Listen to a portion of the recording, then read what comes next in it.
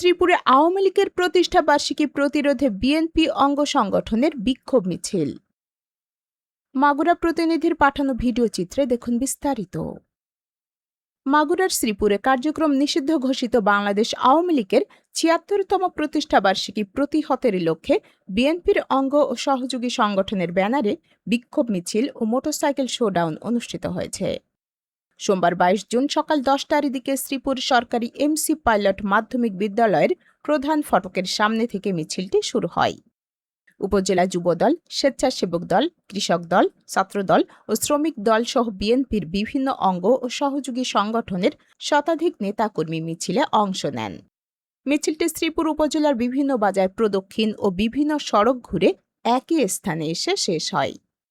এ সময় নেতাকর্মীরা হই হই রই রই, আওয়ামী লীগ গেলি কই, আওয়ামী লীগের চামড়া তুলে নেব আমরা, ফ্যাসিবাদের ঠিকানা এই বাংলায় হবে না, এমন বিভিন্ন স্লোগান দেন। মিছিলে প্রায় ২ শতাধিক নেতাকর্মী অংশ নেন। মিছিলে উপস্থিত ছিলেন শ্রীপুর উপজেলা যুবদলের আহ্বায়ক মোহাম্মদ ফরিদুল ইসলাম ফরিদ, সিনিয়র যুগ্ম আহ্বায়ক শফিকুল ইসলাম শফিক, উপজেলা স্বেচ্ছাসেবক দলের আহ্বায়ক মুন্সি জাহাঙ্গীর হোসেন, সদস্য সচিব লিটু বিশ্বাস।